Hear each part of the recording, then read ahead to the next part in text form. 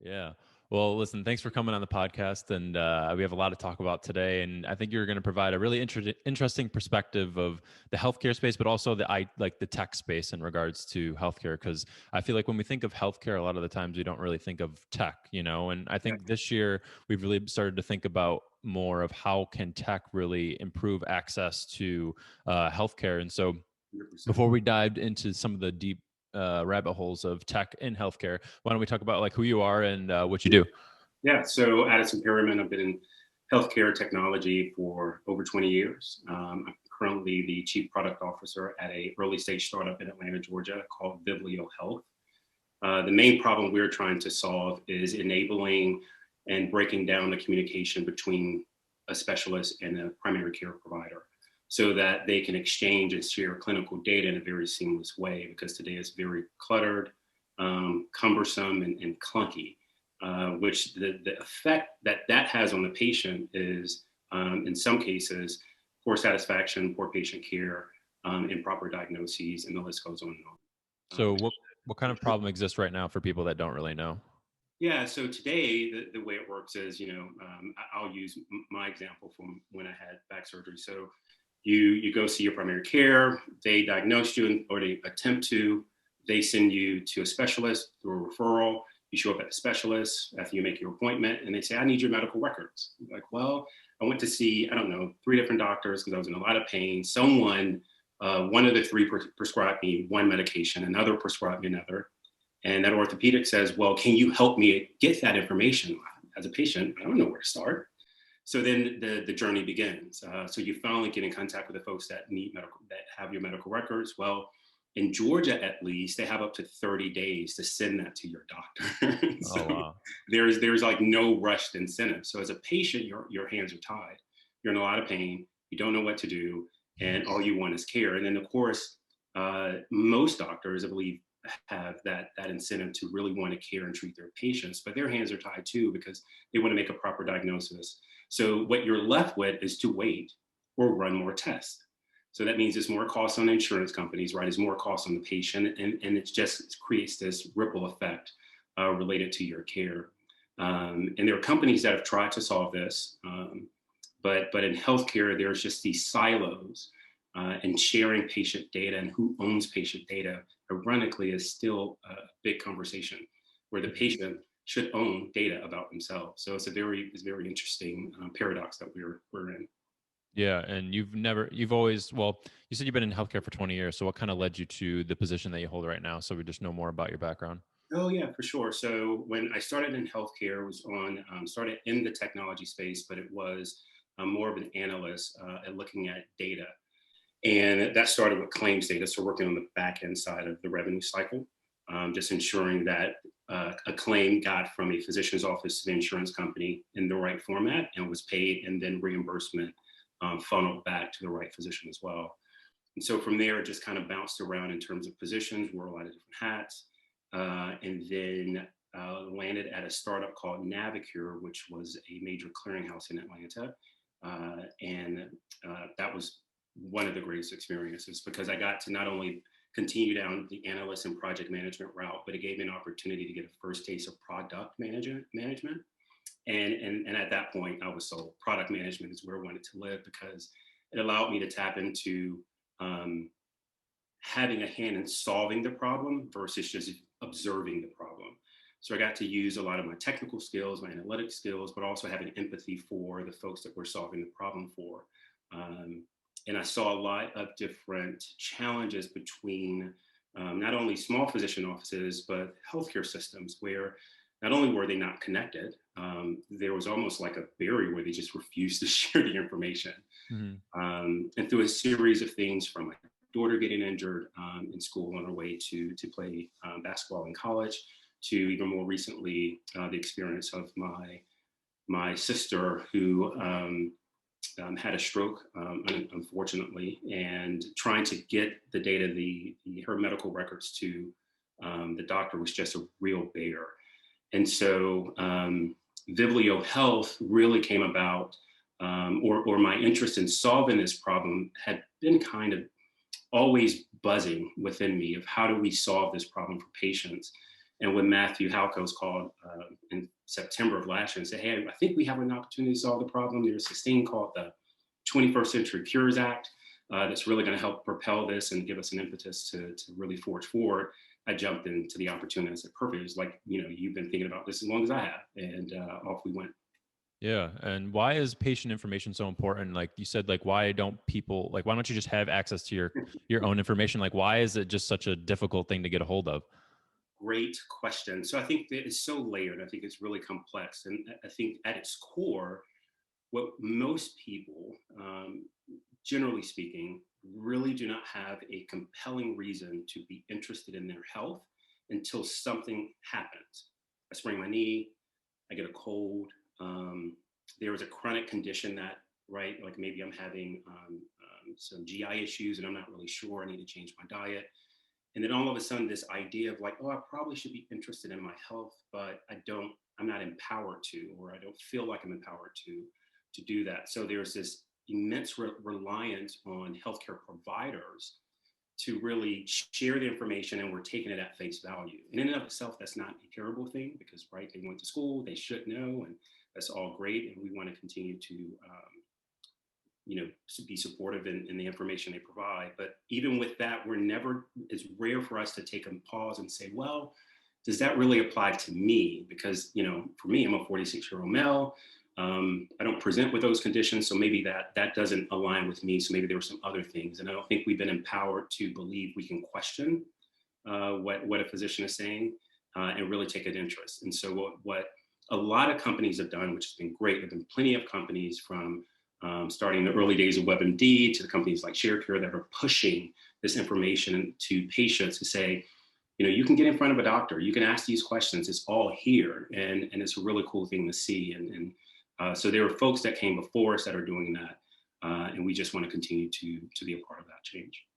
And so with Vivlio Health being that they have basically all your health information in one space, how does it make it easier for the patient to get better access to care, right? If Yep. knowing that you have all this information, it's great, but like if you don't know what you're dealing with, like what's the point kind of thing, right? I have no idea. Like there's a bunch of letters and you look at your lab test and you're like, I have no idea what this I can't even pronounce this in Latin. So really what the first step for us is really to connect the two endpoints, the folks that patients trust the most, providers. And today that's just really challenging. So we will sit between those two endpoints. So as a patient, you go see your primary care, you're being referred to a specialist. We will work with that specialist and that primary care to exchange your clinical information in a seamless way. So when you show up at the specialist has all the information they need to provide care for you. And over time, we will start to trickle that information down to patients in a way that they can really absorb and take action on, or at least at a minimum, feel like they're empowered to understand what's happening with their bodies. Is there like little red flags that you guys will like signal to be like, hey, this is an issue, you should go get checked out, or is it that they just providing information? Yeah, that is definitely on our roadmap, and that's just going to take an immense amount of data for us to get in and make some intelligence out of that. Because we'll have to synthesize that and start to build some intelligence around, and you know this on your side, because we'll have to look at it very specifically to a cohort of patients that are presenting with similar things, similar demographics in a certain region to really start making some intelligence out of that. And that's going to take a lot of data and a lot of time to do that. Yeah, it seems like data is super important nowadays, and another part of data is protection with the privacy of information, right? And so even with like recently with the oil thing, I forgot what the name is, but there was people who had hacked the oil company and they shut down all the oil, and I'm sure you've seen a rise in your gas prices and so forth. So we were directly impacted. So it was like people literally left their jobs. Like there was lines at Costco. People were bringing like water bottles to fill up for gas. It was absurd. I saw some guys filling up some grocery bags online. Absolutely true. Were you one of those guys? Yeah, no. I just fortunately for me, I can actually walk to our office, so we don't use a ton of gas, but it did provide some comic relief, and it's just a sad state for humans to be that desperate. But I also don't need use a ton of gas, but it provided a lot of comic relief. It was certainly the new toilet like paper craze of 2021. Oh my gosh, and of course it would be Georgia, right? So like, I'm a native to Atlanta. I love Atlanta. It's fantastic. A lot of great things happening here. A lot of major tech companies are moving in, so super cool. Um, but there's also an SNL skit when we had they called Snowmageddon, and it's always Atlanta. It's always the South where we do the most ridiculous things, and the world looks at us like, man, are they ever going to get it together? It's always the most like inappropriate response to the littlest things. It's always so funny. I know. It's wow. It's wow.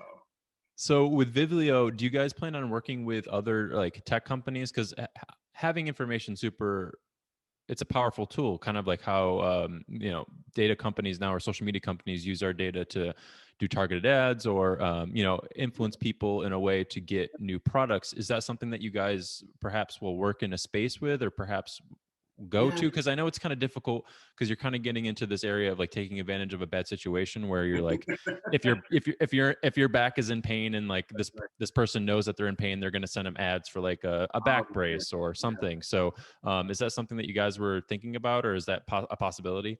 Yeah, we're gonna promote a new drug ad that's gonna just pop up in your feed. How did they know that? I love that thing. Yeah, No, right. that is not our goal. That actually is not even on our roadmap at all. Good. We Yeah.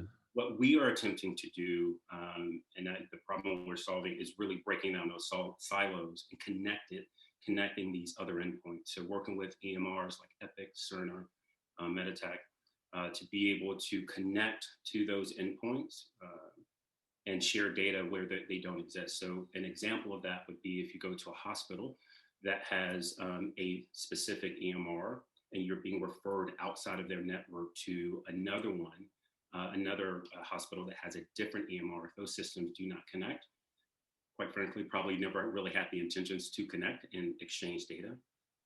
So the 21st Century Cures Act breaks down that barrier. And so we're going to sit in between them to help communicate and pass data back and forth. Because of a lot of the privacy and things of that nature around HIPAA, PHI, how you're using data, healthcare companies are really not allowed to abuse patient data in that way. So not only is that in our roadmap, we just have zero interest in doing that. It's really about getting clinicians the right information at the right time to treat the patient, and then from there, making our patients more informed about their care. Yeah, and for people that don't know, each medical or each hospital or any facility that you go to that provides care has an EMR, and all EMR stands for is an electronic medical record, and not every place uses the same one. So let's just say if you're in California, Kaiser is a really big hospital here, and so they use Epic. Yep. And so if you're attached to, when you go to a doctor and they write up a report, it's now in Epic and it will go to all the Epics. So if you go to a Kaiser in Los Angeles versus San Jose or Sacramento, it's all going to be there. But let's just say you go to out of state and you go to Florida and you go to, well, Florida has Kaiser.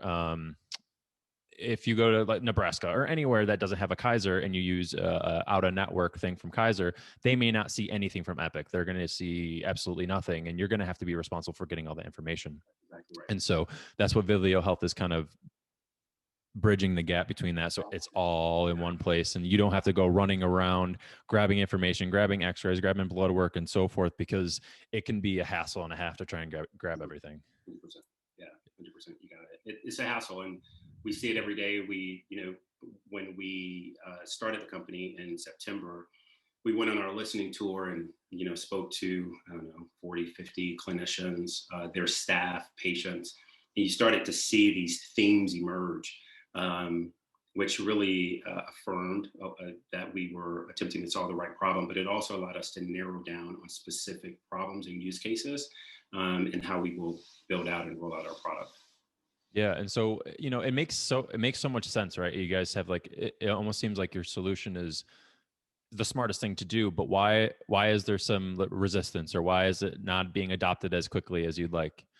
Yeah, so healthcare is slow to change. I think in the United States, it's not that these systems don't have the ability to, right? Like, and within healthcare, We are one of the last industries to adapt newer technology. So, but there are other companies that are attempting to do this, and they're forging their way through incorporating things like machine learning and AI. Like GE Healthcare has an incredible initiative around that, and they're doing some really powerful things there around how they're using data to make better informed decisions on images and treatment and diagnosis around certain disease types. So that's super cool. But we're a long way away because these systems are so disconnected. So using a hospital as an example, let's say they were on an old EMR and they are upgrading to say Epic. Those two EMRs will exist in that healthcare system for a long period of time.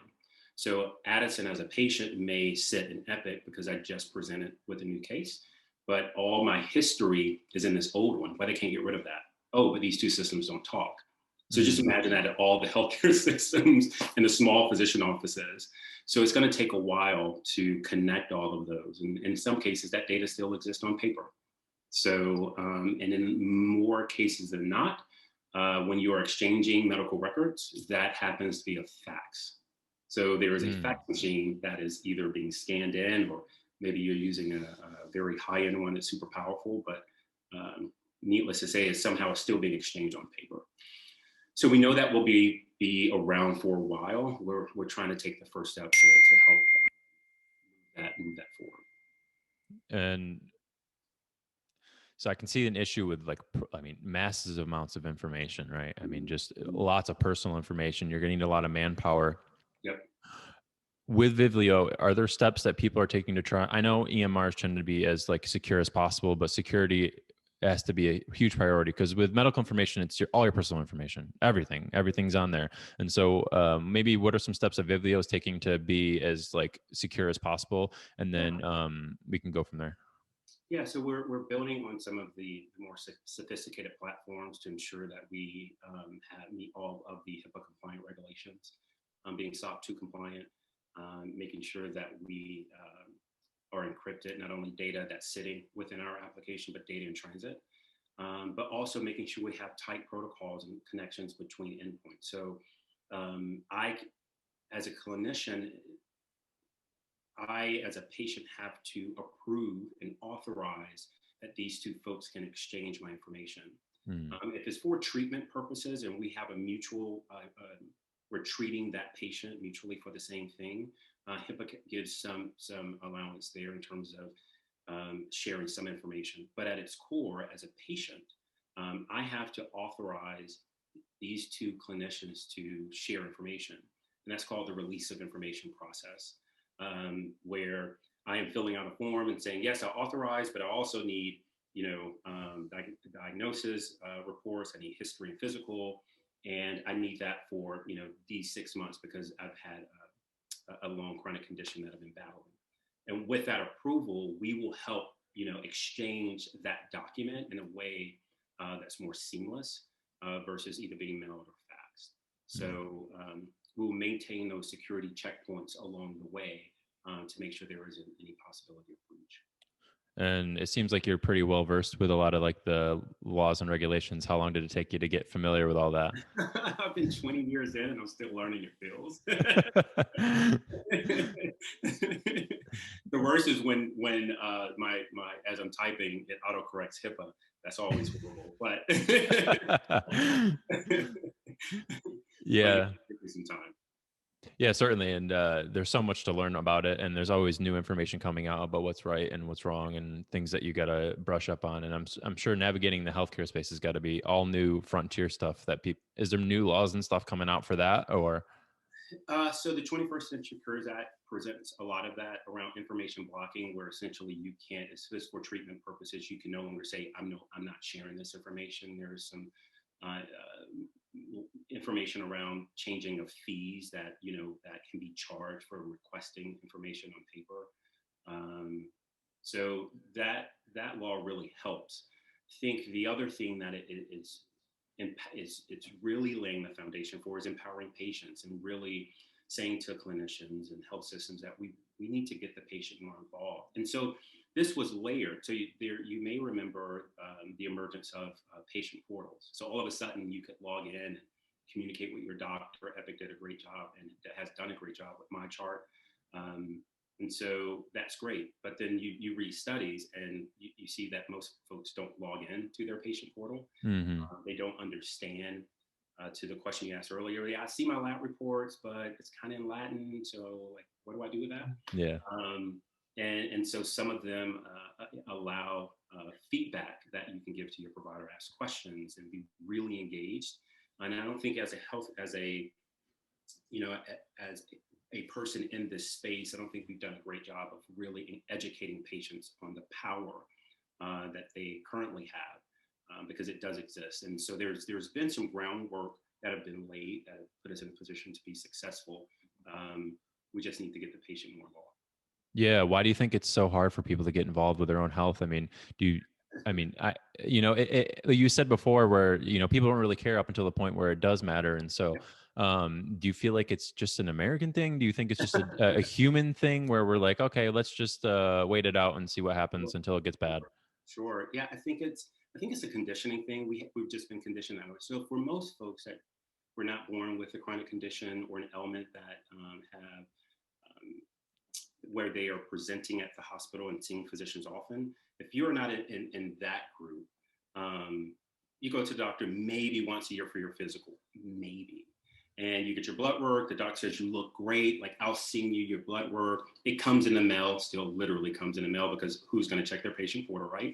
You get it and you literally throw it away or shred it or not look at it at all, right? Right. Because there isn't anything that's saying I should really take ownership of this and do something about it. And I think we could do a better job at getting people more involved and making this more normalized, because it still feels like a very black box. Is I can only talk to my doctor about my diagnosis because I don't understand it. I can only talk to the nurse because he or she will tell me exactly what I need to do. We haven't really been, and then perhaps that's changing by generation, but for the most part, most folks aren't just, actively going out to really get a better understanding of their health until something happens. That's including on the wellness side.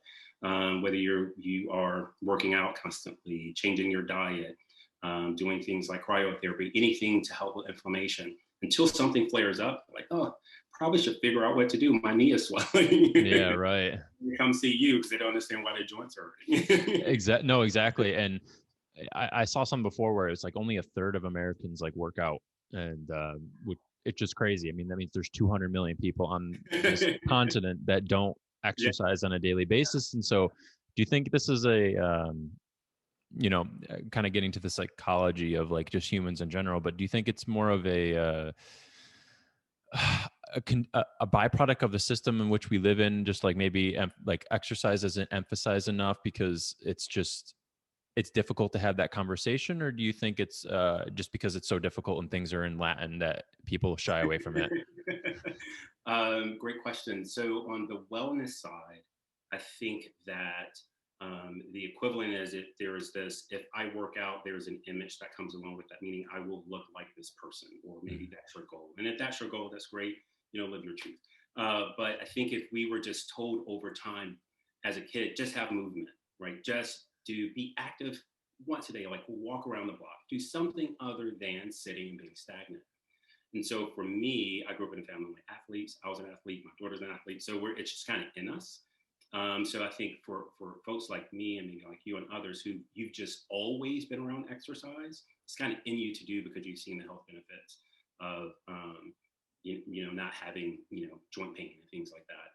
Really taking care of your physical person. So for other folks that have not grown up that way, or you were just not in that environment, it's only recently, for me at least, I'm seeing a lot of the health and wellness industry say, just have movement. Just have movement. The weight will come off, your body will feel better, and stop looking at a number on a scale. Look at how you're feeling and what your test results are coming back to, because everybody's built differently. Yeah. Before I felt it was very much like, you have to look like this person. If you don't look like that, you're out of shape. It's like, well, not really true. There's a lot of layers there. So But when it comes to on the medical side, look, I mean, I didn't know how to read my blood work. I didn't know how to read my MRI when I first got one. I was like, that's my back. That's what my spine looks like. That why are you circling? I have an S1 and a L5. I don't know what is that. I have numbers in my spine. That's right, exactly. I had no idea. I was fortunate that one of my best friends is a chiropractor, so he was able to put it into. And I said, explain it to me like I'm a 2-year-old kind of thing. Yeah. He's like, Addison, I got you. It's totally cool, man. So, and so when those things started happening to me, of course, I took more interest and started to learn more. And having someone or having a place you can go that says, here's the word in Latin, but this is actually what it means, and putting it into language that people can consume makes a big difference. And so, what was your experience with low back pain? So back to being active, playing basketball, and someone, when I jumped, took my legs from under me and landed so gracefully. Did you do a scorpion kind of thing? I did. I did a great dance move. No, no, and that just started a whole domino effect of like a lot of just pain, taking a lot of medication, not ever wanting to do surgery. But after 3 years of battling it, having a ton of epidural shots in my lower back, it was the only way at that time I thought would really help me get my life back. But it was horrible. I wouldn't wish it on anybody. Yeah. What was your first initial? I mean, you get injured, and obviously the first thing is like, I just want the pain to go away. But what was your thought process immediately? Like, did you go right into like, I'm just going to get better, or what? I did, literally. I was like, oh, I know my body. I'll be fine. I'll walk it off, put some dirt on it, right? Like get back in the game. And so that night I couldn't move. I was crawling around the floor. It was quite terrible. Embarrassing. Thankfully nobody was there when that happened. But I did. I thought, hey, I'll take some pain meds. Probably take too many, and I would just be fine. It's just a tweak. And instead of, again, not being informed enough to think I probably should see a doctor, I just thought, hey, it's pain. Here's pain medication that'll treat it, and I went on my business, and it got better, a little bit better over the next week. And I didn't go see a doctor. And finally, I tweaked it again. Finally went to a doctor, and that started like, oh, I really have done something really bad. Like I really injured myself. And not wanting to take a lot of medication, I went down more the holistic route, and that's when I got introduced to things like chiropractic care and other things like other modalities to try to help treat my back. And what, looking back on it now, other than going to a doctor, is there any other steps that you feel like you would have done differently as of right now? Yeah, stretching, physical therapy. Yeah. 100%. I totally skipped that. Right? Stretch? No, I don't stretch. Listen, how can we bargain here? How can we get out of this stretching nonsense? That's right, exactly. And so the pairing of those two really helped. So once I started to do more physical therapy and pairing that with chiropractic care, I really believe that's what helped me go for 3 years, or 3 to 4 years without ever thinking about surgery. That really helped. The challenge I had, and that was more of an Addison issue, is I didn't take their advice. I still played basketball, still played flag football. I played in, I don't know how many, like, adult leagues of all kind of things. And I didn't listen. So that was on me. Yeah. I was still running, 5 miles a day kind of deal. It's ridiculous. But again, it's that listening to your body and learning, okay, maybe if I make some adjustments, that I won't experience this pain, and surgery may have not been my option.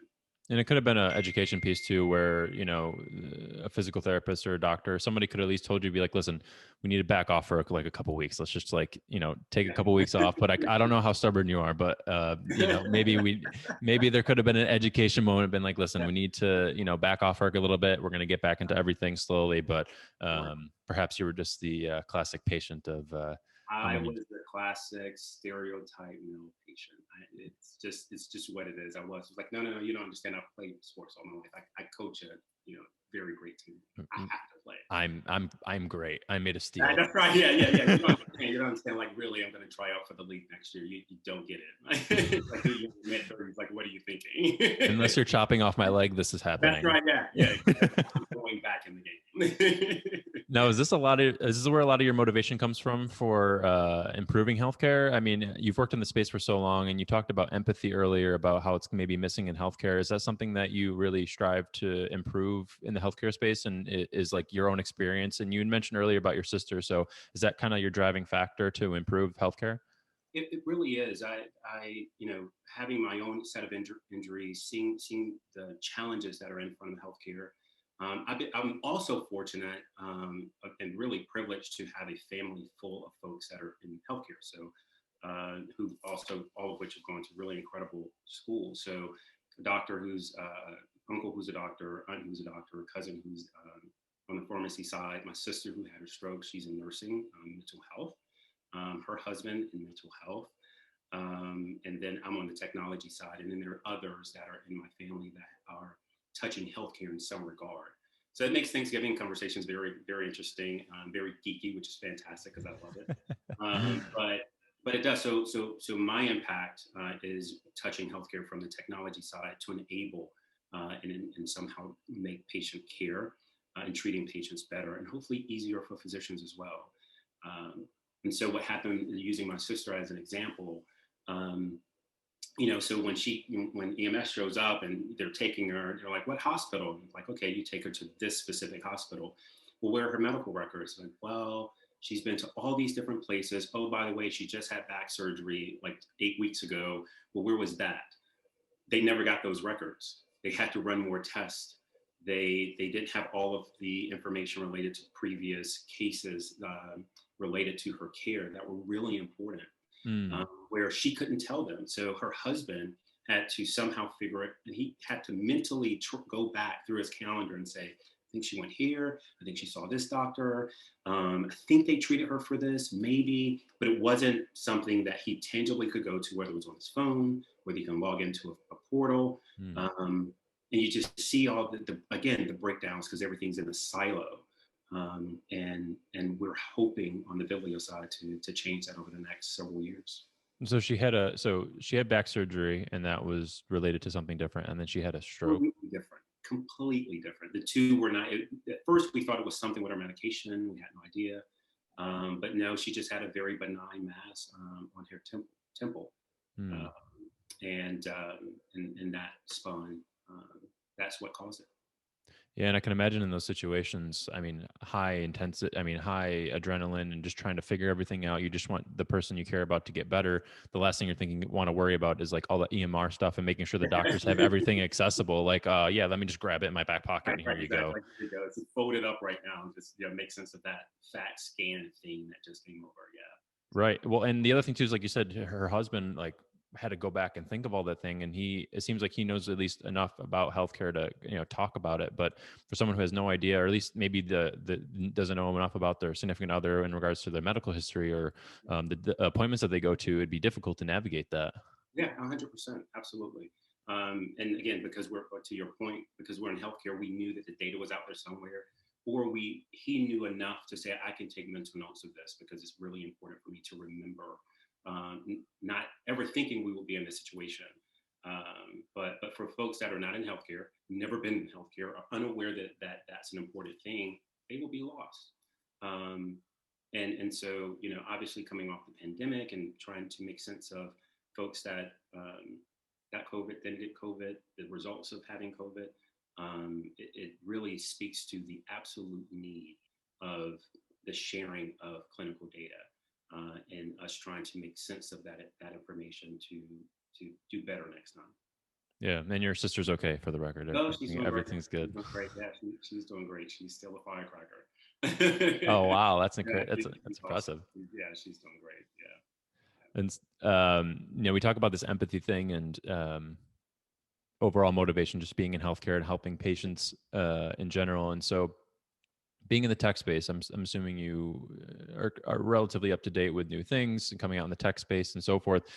Where do you see AI integrating itself into healthcare? Right, because Oh with yeah. AI, I feel like in other things like quantum computing, which is a little bit way above my pay grade in regards to explaining what it is, but basically in its essence is it's better at processing large amounts of information. Yeah. But with AI and all these new technologies coming out, where do you see AI kind of working itself into the healthcare space? So that is a fantastic question. So at its baseline, it really lives off of data. So it's you're informing the machine around data points to make decisions on. So if it doesn't have that at its base, it doesn't know what to do. It just sits there. It's like, well, feed me the information I need, and I'll do the thing that you would like for me to do. And so that's getting better and better and better as we connect these silo entities. And we have enough data to start making some informed decisions, but it's still very, very much early days. So where you'll start to see this is in places where surgery gets more precise, surgery gets better. Use an example, my daughter, she's an anesthesiology assistant. And so she's seeing procedures done in less time because of the information and the machines that have been given enough information to know how to make this precise cut, how to make this precise incision in treating patients. And so I think we'll start to see it there. I think over time, and this is going to take a long time, but we'll have enough information to start making better indication or better predictions around how to not only treat a patient, but how to treat Addison, right? Like how to treat Mike, because we can start to collect enough around your demographic, the region you grew up in, your genomics will be tied into that. So genetically, how are you impacted and what works for you genetically and other folks within your genetic pool. So we'll be able to have more precise medicine on a personalized level, but that's just going to take time and a lot of data and a lot of folks willing to share information also and not abuse it and not abuse that. Yeah. Well, I can see like with AI, I mean, just even if you go on WebMD right now, you can type in any list of symptoms and you postulate of ideas of what it could possibly be.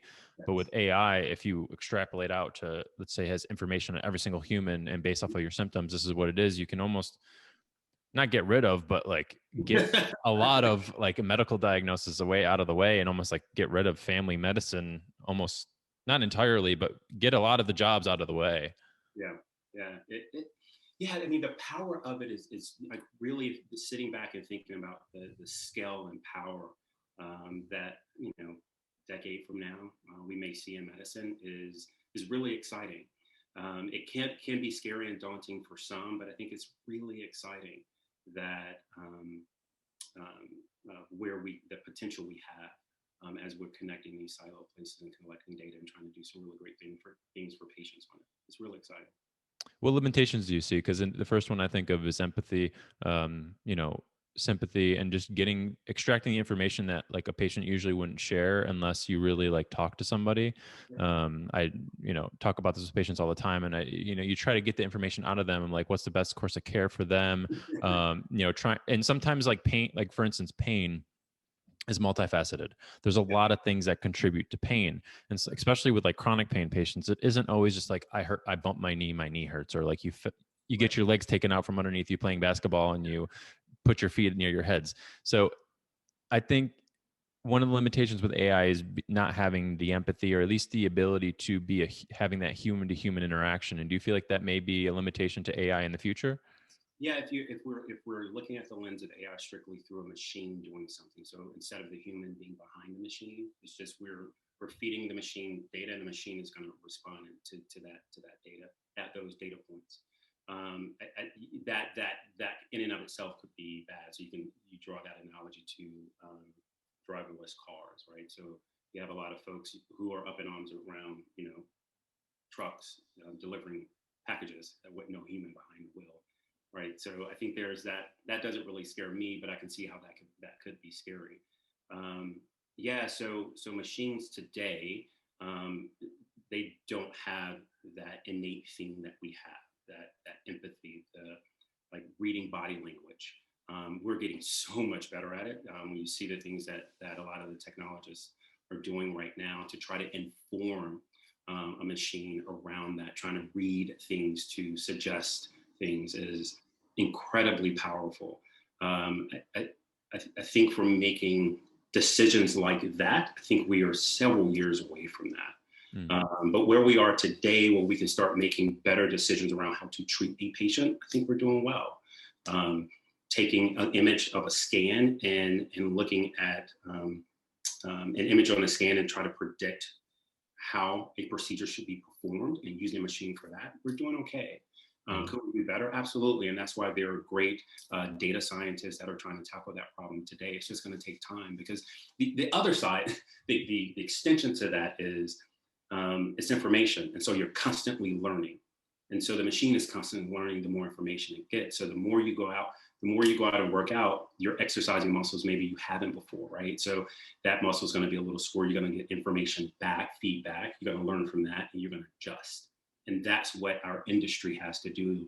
And as a population of humans, we just have to be comfortable in this space where we are learning and advancing technology, because in most cases, it's not going to be hit the nail on the head the first time. It's not going to be 100% correct. But let's say we're 90% correct. What was the 10%? What was the learning in that? Taking that feedback and then iterating on that is where we'll start to see a lot of success. Yeah, I agree. And I think even like during the pandemic, telehealth has certainly been that one of those. I mean, initially, I mean, before last year, it was like, oh, this is kind of cool. This has the ability to maybe just like help people out in the middle of nowhere. But Yeah. not only that, but help people now locally. It's, I talk to other doctors and talk to other people, and it's like some people would rather do a televisit, Yes.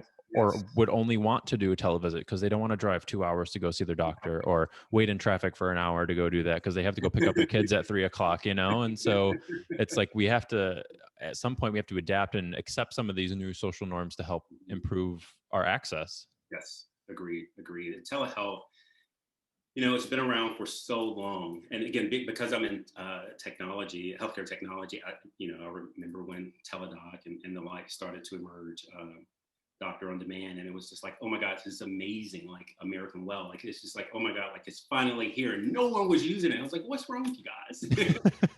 10 years ago, I'm like, come on, like all you could do is get on your computer, turn on your camera, now on your phone, of course, and talk to a doctor. Like, how brilliant is that? Like, why wouldn't you do that? But then, what happened over the pandemic is it forced not healthcare insurance companies to also allow different services to be performed over telehealth. So one of the limitations in the early days was that it was a very finite thing of services, right? I have a cough, you can call, a general internist, a general practitioner. All right, you may have the flu. Here's a Z-Pack. Go down the street to the CVS. It's already been sent. And so now it has allowed a broader scope of services, which is fantastic. But it's also enabled folks that have, on the mental health community, to be able to treat patients at scale versus patients who have to get up, leave their home when they don't want to leave their home, drive to their doctor and hopefully get treatment there. It really allows that patient to have a little more privacy and have easy access for folks that are dealing with mental health. So I think in that industry, it's been incredibly powerful. Not only for the clinicians, but of course for the patients that are being treated. Yeah, and you touched on a topic that I definitely want to get into is insurance, and so it seems like insurance is always kind of back a couple years, several years on some of the reimbursement things. So, where do you feel like insurance can be a huge barrier to entry to, as well as people's like ability to want to take care of themselves? 100%, Yeah. absolutely. Because right, so like if everyone had access to every doctor and their insurance would cover that, it would be interesting to see what happened with the quality of care.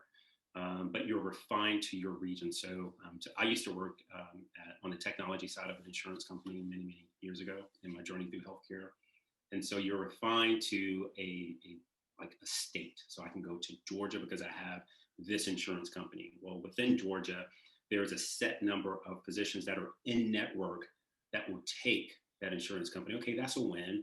Well, of that, those folks that accept the insurance company, they're in a different fee schedule. So I can go see a doctor down the street and then also see a doctor maybe 2 blocks away, but I will be charged and they'll be reimbursed differently because of how they negotiated the contract with the insurance company. So it really gets really tricky with patients to try to find the right doctor, get treated properly. It gets really tricky. Yeah, and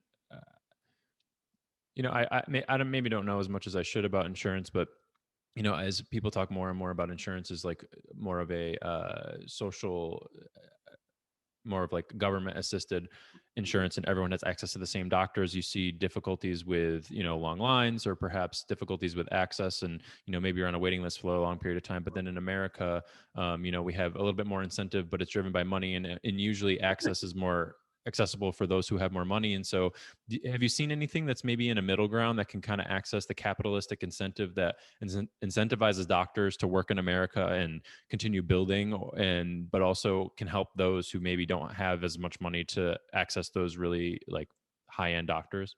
Yeah. I don't think there's a silver bullet. I think there is a long process to get there, right? So, like the idea of unplugging what we have now and plugging something new in will be extremely disruptive. Mm, So, providing folks with better access, and I think the attempt, when you think about a high deductible health plan, it really kind of opens that up a little bit, right? You can go to whomever you want, but as a patient, you're going to pay more out of pocket.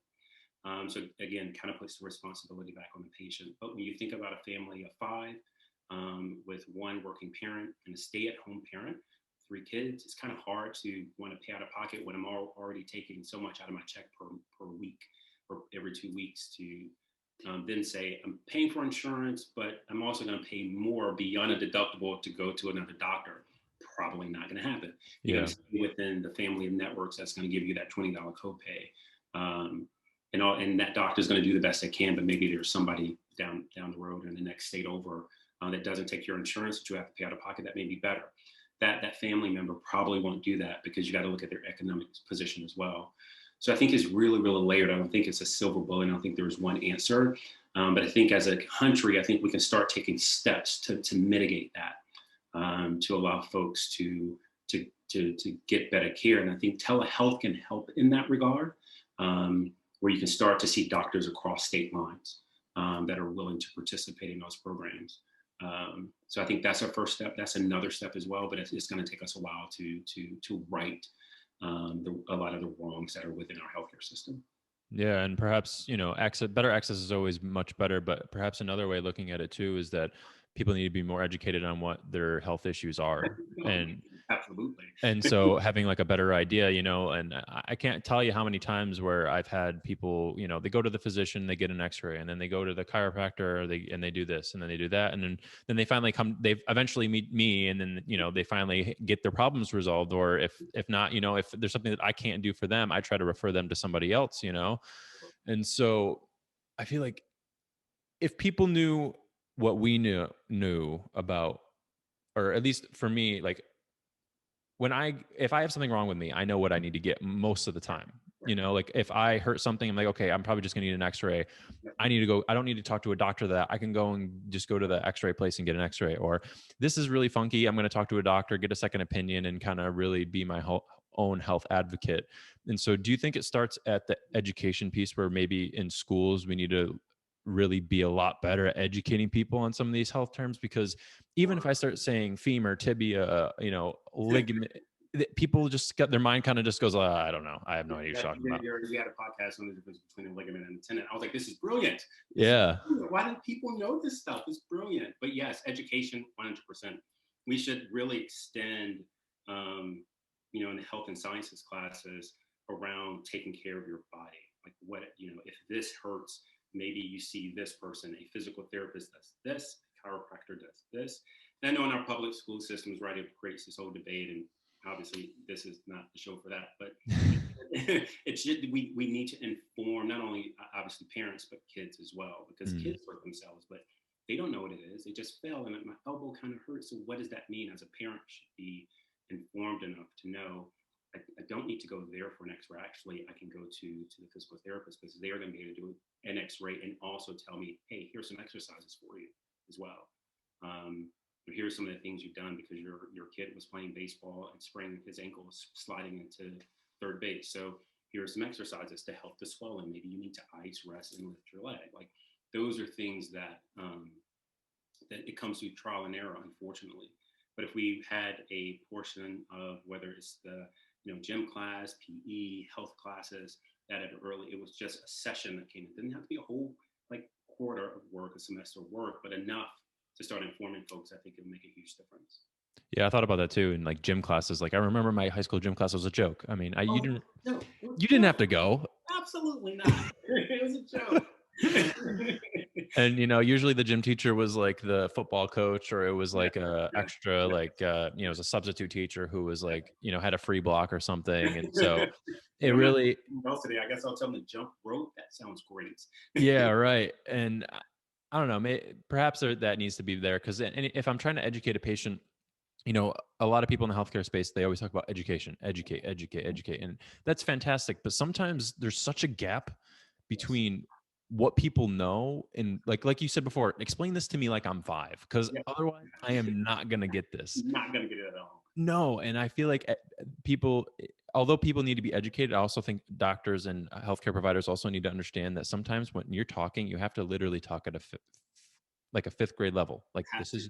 this is your arm, this is Right. your leg, this is how this hurts, and this is what we're gonna do. And breaking it down to that simple, because if they don't, they're like, okay, sure, yeah, let's do it.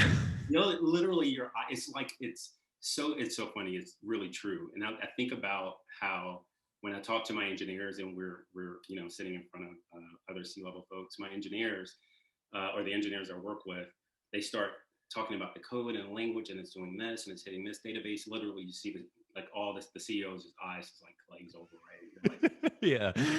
fix it. Yeah, I fixed it, but here's what I did. Like I wrote this really cool algorithm and it did this. They're like, I got nothing. Did you fix it? It's Right. very similar, right? It's like this is the arm. Like this is why when you move the shoulder that way, that hurts because you fell this way, you hurt this muscle. And Yeah. being able to give people that information at that level will be amazing. Because then I think that they'll take interest. Yeah, and you think people would care, right? Like they want to learn, but really they're just like, I listen, man, I got something to do later. Just tell me what I need to do to get better. Can you just give me some pain medicine for it? Like, come on, man. Like, Eh, we can do better than that. Yeah. And for you, when did your exercise journey kind of start? Like, were you always someone who was super fit? Is this something that's always been a life thing for you? Yeah. So I started playing sports at 5. I was addicted to sports like football, basketball, baseball, and grew up in a family that's what we did. We were fortunate to start. I started getting recruited by high schools like when I was like 10. It was kind of stupid and ridiculous. I was one of those kids, and so it's always kind of been in my blood. And so for me, it never really left. And so I created my own practice beyond that. So once I became an adult and no longer playing sports beyond high school, like you just start finding ways to stay active. So from running to continuing to play other sports and creating just a system that works for me, eating better, making sure I'm paying attention to what my body no longer likes and how it's responding when I eat something also has helped as well. And now, what does your exercise routine look like? Is it Yeah, a lot of spin classes. I love Soul Cycle. So okay? yeah, it's Soul Cycle and hit classes. So I do a lot of spinning because I can't because of my back injury and now I'm paying attention. Like I don't go running anymore, which I miss. But Let's be honest. Running isn't good. Running doesn't feel good. Okay, I'm not convinced. anymore, which sucks. It sucks. Like, why is my ankle hurting? It's like, oh yeah, you just ran 4 miles. Like, what else would it do? It would hurt. Right. um, so yeah, it's spin classes. It's also doing hit exercise as well, and a lot of stretching, and I also do cryotherapy twice a week. Has that's what's changed a lot for you as you've gotten older? Is just the stretching and preventative care? Because I trained a couple people as well, and I try to emphasize as much recovery as much as working out, and I feel like that's not stressed enough either.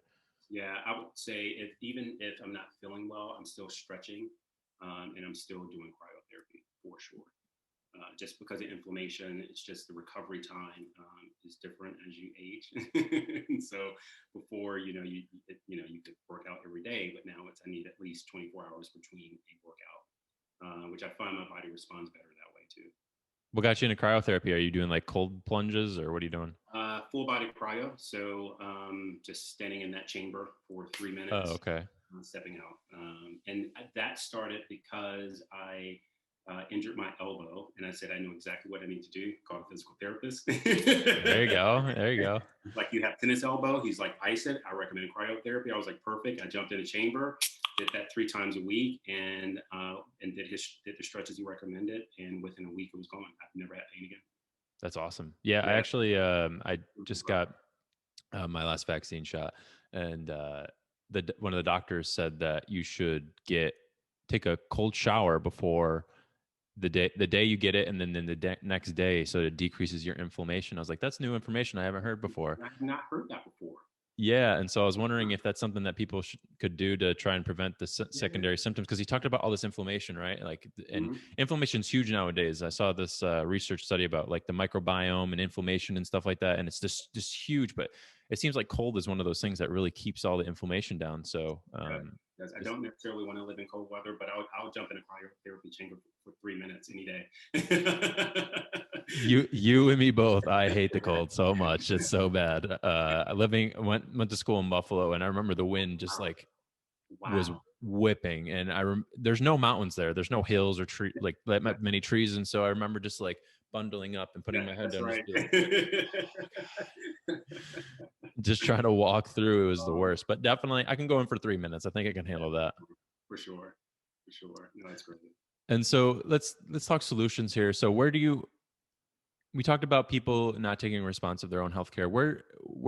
How can people take more ownership in their own health? Like, do you think it's just being more mindful? Do you think it's like people actually need to go through something, like hurt themselves in order for them to get actually involved in their own health? Like, what do you think it's going to take for people to really get responsible with their own health? Hopefully people don't have to go through an injury or have a family member that goes through an injury to take an interest. I would say do one thing, right? So it's, if you go to get your physical and they say a name of a treatment you've never heard, or or as simply like, you're now a certain age, like Google how to be healthier at this age, and start somewhere so you can start taking the steps to take an interest in your healthcare, in your health. And then also, depending on the smartphone you have, like the Apple Health app is great because it tracks your steps. You can take a start there, like, wow, I took steps. And then it also has another layer if you start to click around more that gives you a lot more information around your health and your health stats. So I think just starting somewhere.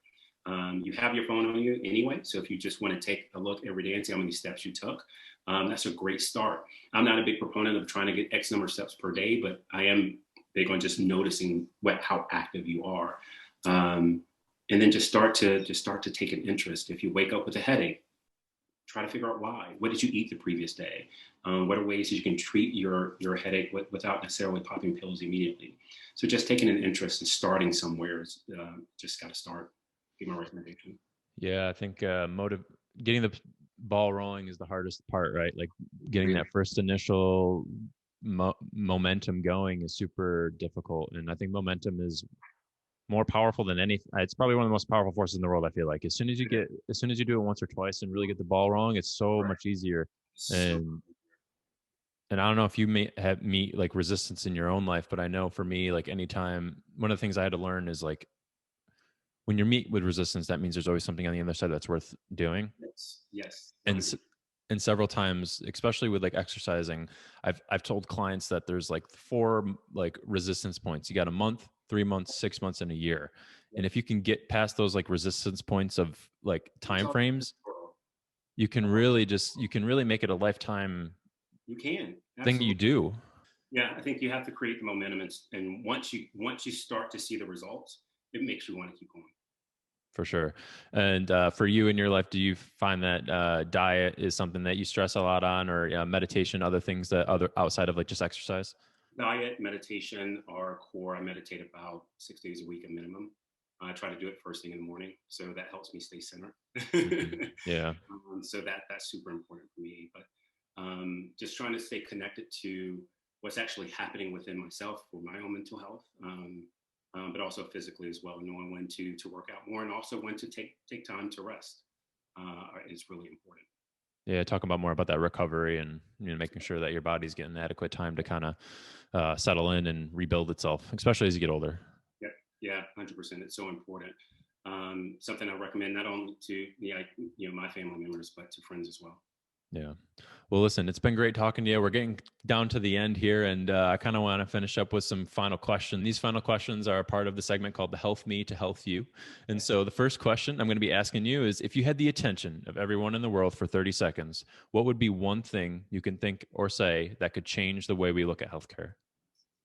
Um, Great question. 30 seconds to say something that would change the way we look at healthcare Hmm. is you live in a body. Uh, it is built and made for you to take care of mentally, physically, and you will live better by taking care of your physical body. So get interested in taking care of your health so you can live and perform better. Love it. Real, real short and sweet. Love it.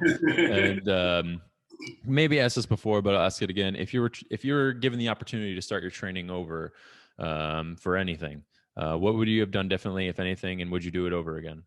Training for in my career or in general? In general. Yeah, I think for me, I would say there would be three things that I would do differently. Number one, I would take interest in my health sooner.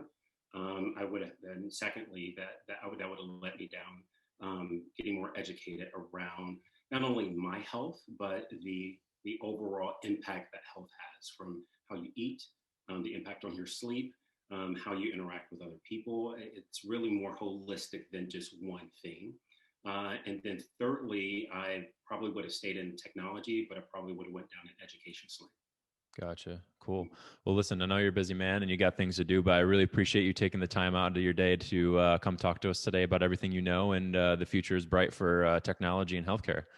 Thanks. I appreciate it. It was just such a pleasure and honor to be on your podcast. And this is great. This is awesome. Cool. Awesome. Well, I appreciate it. Thank you. Have a great day. You too. All right. All right. So I thanks again so much. This has been awesome. Yeah. Yeah. This is great, man. I listened to a couple of your podcasts. I love the format. Your questions are always so pointed. So this is really great. Yeah, any feedback's always welcome, and I've been really trying to. I want to extract as much information out of my guests as possible, of course, Yeah. and I really want, really want to normalize that. And you said this earlier, just normalize talking about exercise, talking about health and stuff like that. And I think this platform, I'm hoping to be that, and I'm hoping people Awesome. can really learn more about it. So Awesome. Awesome. Yeah. If there's anything we need to re-record or any glitches that happen, just let me know. We'll make time for it. no, and I think it flowed well. I can edit out the parts where we needed to stop or whatever, so we should Oh, be cool, good. cool, cool. Awesome. And then I'll let you know about when I post things and edit it, so you can put it on Instagram if you want to, or do whatever. And I'll tag you if that's okay with you. That would be great. Yeah. Cool. Yeah. Yeah, and And I'll I'll let you. post it on Instagram and LinkedIn and all the things. Awesome. Cool. Well, listen. Thanks again. Enjoy your weekend, and I'll be talking to you soon about when I post everything.